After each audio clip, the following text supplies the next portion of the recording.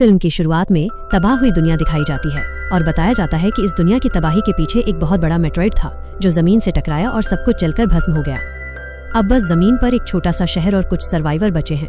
ये सभी लोग एक चर्च के फॉलोअर हैं जहाँ प्रीस्ट है पैट्रियार्क। यहाँ के उसूल बहुत ही सख्त हैं और सबको हर हाल में मानने पड़ते हैं। इसी शहर में ग्रे नाम की एक विच भी है। वो हर किसी की विश को पूरा करती है। इसलिए चर्च के लोगों को लगने लगा है कि कहीं लोग इनसे भागकर ग्रे के साथ मिलकर एक नई कम्युनिटी न बना ले। इसलिए पैट्रियार्क इन्फोर्सर को ग्रे को फांसी देने का हुक्म देता है। इन्फोर्सर यहाँ के सभी लोगों के सामने ग्रे को फांसी देती है। उसके पाँव के नीचे से सपोर्ट खींच लेती है और जैसे ही इन्फोर्सर यहाँ से जाती है तो ग्रे अपना जादू दिखाती है। वो इन्फोर्सर के ही एक बंदे को हिप्नोटाइज कर देती है। उसे इल्यूजन दिखाती है कि जैसे वही फांसी पे चढ़ा हो और अपने आप को मारने के लिए वो अपनी रस्सी पे गोली चलाता है। लेकिन असल में ये गोली चलती है ग्रे की रस्सी पर और ग्रे फांसी से छूट जाती है। उसके बाद ग्रे उसे दोबारा एक इल्यूजन दिखाती है जिसमें ग्रे उसके पास आ रही थी।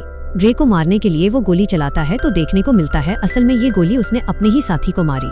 सारा शोर सुनकर इन्फोर्सर पीछे आई और सबसे पहले उसने उस सिपाही को मार दिया जो ग्रे के पोजीशन में आया था। इसके बाद उन्होंने हर जगह ग्रे को ढूंढा लेकिन ग्रे इन्हें कहीं नहीं मिली। वो छुपी हुई इधर ही थी, लेकिन उसने इन सब को इस तरह दिखाया कि ग्रे यहाँ नहीं है और फिर यहाँ रुककर एक एक करके उसने इन्फोर्सर के सभी सिपाहियों को मार डाला। उसने इन्फोर्सर के गले पर जब चाकू रखा तो इन्फोर्सर ने कहा मार दो मुझे, लेकिन ग्रे ने उसे मारा नहीं बल्कि उसी को फांसी पर चढ़ाते हुए वो यहाँ से चली गई। अब सीन कट होता है और हमें बॉयज को दिखाया जाता है। वो एक टनल के करीब से गुजर रहा था तो अचानक बहुत सारे डाकू उसके ऊपर हमला कर देते हैं। एक उसी की ही बंदूक उसके घोड़े से उतारने की कोशिश करता है तो एकदम से 2 मुंह वाला सांप उस डाकू के ऊपर हमला करके उसे डस देता है। इसके बाद बॉयज बाकी के बचे हुए डाकुओं से लड़ता है। किसी को अपनी स्किल से फाइट करते हुए मारता है तो किसी को अपनी बंदूक से शूट कर देता है। इस तरह से सब कुछ मैनेज करने पर हमें पता चलता है कि बॉयज कोई आम इंसान नहीं था। वो एक बाउंड्री हंटर था और अपने काम में बहुत ही ज्यादा माहिर भी था। हमें दोबारा ग्रे को दिखाया जाता है जिसके पास यहाँ की क्वीन और उसका खास आदमी मिलने के लिए आए हैं। असल में क्वीन ग्रे से चाहती थी कि वो उसके लिए एक शेप शिफ्टर की पावर लेकर आए। ग्रे उसके लिए क्वीन से भारी कीमत मांगती है और कहती है कि मैं ये तुम्हारा काम आने वाले फुल मून तक करूंगी, जिसके आने में सिर्फ 6 दिन रह गए थे।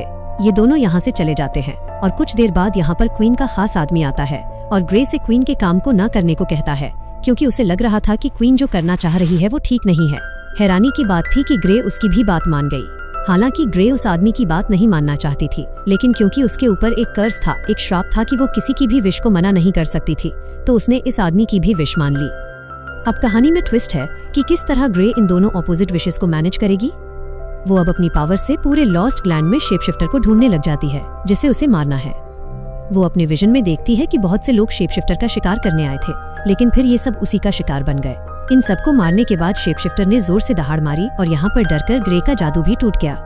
सीन कट हो गए। हमें क्वीन को दिखाया जाता है जो इस टाइम किंग के पास थी। पहली मर्तबा हमें किंग को दिखाया गया जो कि बहुत ही ज्यादा बीमार है और बेड पे है। ग्रे बॉयज से मिलने के लिए आई है क्योंकि बॉयज यहाँ का सबसे अच्छा हंटर था और ग्रे को अपना मिशन पूरा करने के लिए ऐसे ही किसी आदमी की जरूरत थी। वो उसे शेप शिफ्टर को मारने के बदले अच्छे पैसे देने की ऑफर करती है। ग्रे बॉयज के साथ खुद भी डिलॉस्ट ग्लैंड जाना चाहती थी जहाँ पर उस शेप शिफ्टर का बिल है। असल में वहीं पर शेप शिफ्टर को मारकर उसकी ताकत को कैद किया जा सकता है, कहीं और नहीं। बॉयज पहले ही ग्रे को अलर्ट कर देता है कि ये रास्ता बहुत लंबा हो सकता है और इसमें कई खतरों का सामना हो सकता है। इन खतरों में कई तरह के डेमंस और टूटे फूटे रास्ते भी होंगे। ग्रे हर किस्म की मुश्किल को पार करने के लिए तैयार थी। चर्च के लोग जो अभी भी ग्रे के पीछे पड़े हैं, ग्रे को ढूंढते हुए इस बार में हमला कर देते हैं और उनके हाथ लगने से पहले ही ये दोनों चर्च से भाग जाते हैं जो एक खास शहर में पहुंच गए थे। यहाँ पर जाकर ग्रे और बॉयज के दोस्त के घर स्टे करते हैं।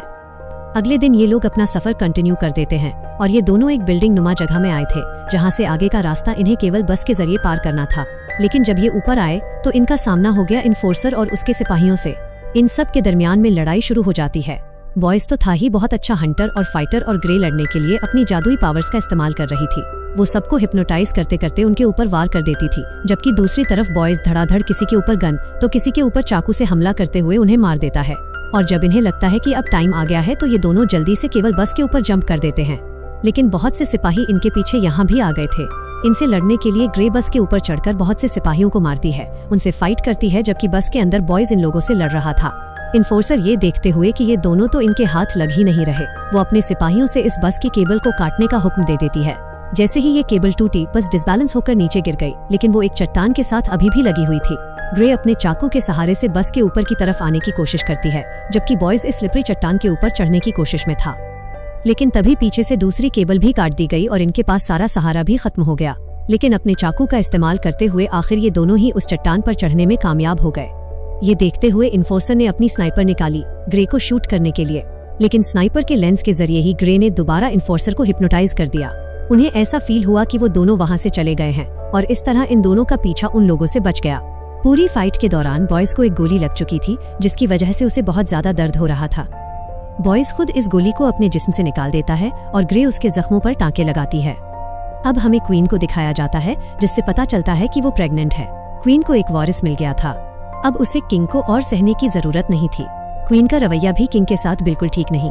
वो किंग से अलग भी होना चाहती है, लेकिन किंग से अलग होने पर जो उसे क्वीन की हैसियत से ताकत मिली है वो उसके पास से खत्म हो जाएगी।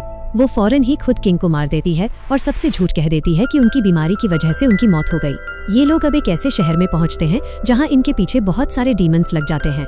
ये अजीब सी दिखने वाली क्रिएचर्स इंसानों जैसी ही लग रही थी, लेकिन देखने में बहुत भयानक थी। इससे पहले कि ये ग्रे के ऊपर हमला करते, बॉयज अपने चारों तरफ ऑयल फैला के वहाँ आग लगा देता है, क्योंकि वो इन क्रिएचर्स की कमजोरी जानता था। इन्हें आग से डर लगता था, लेकिन ये डीमन तो उनकी सोच से कई ज्यादा ज़हीन थे।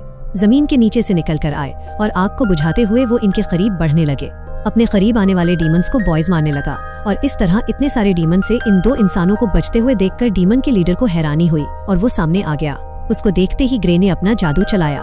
उसे हिप्नोटाइज करके इन सारे क्रिएचर्स को अपने से दूर करवाने का ऑर्डर दिलवाया, जिसके बाद मौका मिलते ही वो अपने हाथों से आग निकालती है और यहाँ पर सारे के सारे ये डीमन क्रिएचर्स भस्म हो जाते हैं और आखिर इनका पीछा छूट जाता है।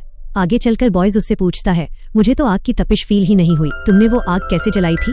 तब ग्रे ने उसे हकीकत बताई कि असल में मैंने वहाँ कोई आग नहीं जलाई थी, बस इन सारे डीमंस को इल्यूजन दिखाया था। डीमंस अपनी सोच और आग के डर की वजह से ही मर गए थे। अब अगला शहर लॉस्ट लैंड था। कुछ ही देर की दूरी पर बॉयज उसे इस मर्तबा भी रोकता है और कहता है, सोच लो, आगे चलना बहुत ज्यादा खतरनाक है, तुम्हारी जान भी जा सकती है। अब ये लोग बात करते हुए ब्रिज पार ही कर रहे थे कि इन्होंने देखा इन्फोर्सर अपनी बहुत सारी आर्मी लेकर इनके पीछे आ रही थी। सामने इनके ब्रिज ही था, कोई और रास्ता था भी नहीं, बचते कैसे? तभी ग्रे को एक और आइडिया आता है। वो ब्रिज पर तेजी से भागने लग जाती है और इन्फोर्सर भी ट्रेन की स्पीड ज्यादा करवाते हुए ग्रे को कुचलने का प्लान करती है। लेकिन एक पॉइंट पर जाकर इन्फोर्सर को पता चलता है कि ये ब्रिज असल में टूटा हुआ था। उनकी स्पीड इतनी तेज थी कि वो ब्रेक भी नहीं लगा पाए और ब्रिज के आखिर में पहुंचने पर ग्रे ने जंप लगा ली, जहां उसे नीचे लटके हुए बॉयज ने पकड़ लिया और उसकी जान तो बच गई, लेकिन इन्फोर्सर और उसके सारे साथी यहाँ पर मारे गए। अब ग्रे और बॉयज उसी जगह पर पहुंच गए थे जहां शेप शिफ्टर रहता था। अभी कुछ ही देर में फुल मून भी होने ही वाला था। ग्रे ने देखा कि यहाँ पे बहुत सारे इंसानी खोपड़ियाँ स्कल्स रखे हुए थे। बॉयज ने बताया, ये सभी उन लोगों के कंकाल हैं जो शेप शिफ्टर का शिकार करने आए थे। अभी भी सोच लो, वक्त है। लेकिन ग्रे उसकी बात नहीं सुनती और बड़े बड़े चांदी के नुकीले नाखून लगाने लग जाती है। ये पहनकर वो बॉयज को एक बहुत बड़ा राज रिवील करती है और बताती है, तुम्हें क्या लगा? मैं नहीं जानती, मैं जानती हूँ कि तुम ही वो शेप शिफ्टर हो। मैंने अपने जादू के जरिए इस बात का पता लगा लिया था और मैंने तुम्हें ही इस काम के लिए इसलिए हायर किया क्योंकि तुम यहाँ रहते थे, तो यहाँ तक सेफली तुम ही मुझे पहुँचा सकते थे और तुम्हें यहाँ तक लाने का मकसद यही था कि तुम्हारी ताकत लेने के लिए तुम्हें तुम्हारी जगह पे तुम्हारे बिल में मारना जरूरी था। फुल मून होते ही बॉयज भी उसी के सामने एक शेप शिफ्टर यानी एक भेड़िए में तब्दील होने लगता है। इस भेड़िए के रूप में आते ही बॉयज की ताकत कई ज्यादा बढ़ जाती है और वो ना चाहते हुए भी ग्रे के ऊपर हमला कर देता है। ग्रे भी अब भिड़ने के लिए उससे उठी थी।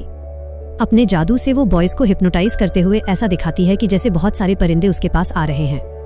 इन परिंदों को हटाने के लिए वो हाथ इधर उधर करने लगता है और इतनी ही देर में एक बहुत बड़ा सा परिंदा उसके ऊपर हमला करने के लिए पहुंचता है। उससे बचने के लिए जैसे ही बॉयज पीछे होने लगा तो उसकी कमजोरी और उसके भटके हुए दिमाग का फायदा उठाते हुए ग्रे अपने चांदी के नाखूनों से उसके ऊपर हमला कर देती है।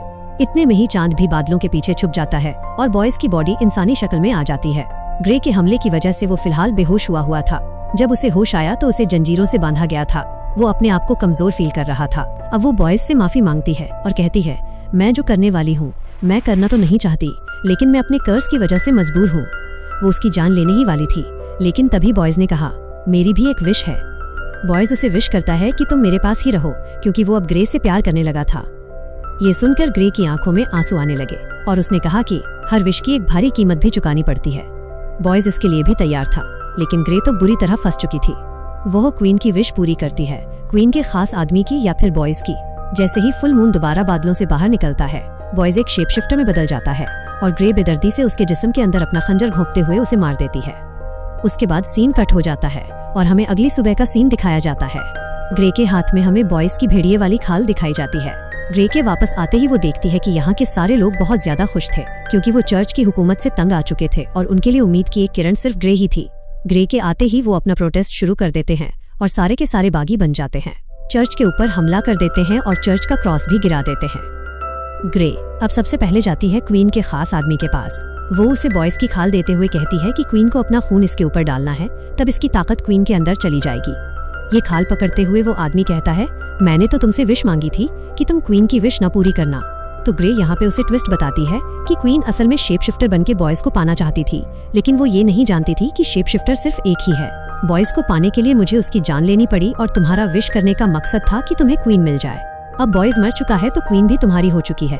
अब जब क्वीन को ये हकीकत पता चलती है कि बॉयज मर गया तो वो पूरी तरह टूट गई। उसे वो लम्हे याद आए जब बॉयज ने उसे कहा था कि तुम मेरी तरह नहीं हो, मैं अपनी ही तरह के किसी से शादी करना चाहता हूँ। तभी क्वीन ने शेप शिफ्टर बनने का फैसला किया था, लेकिन वो ये नहीं जानती थी कि अपने इस फैसले में वो बॉयज को ही खो देगी। वो पूरी रात इसी गम में रही।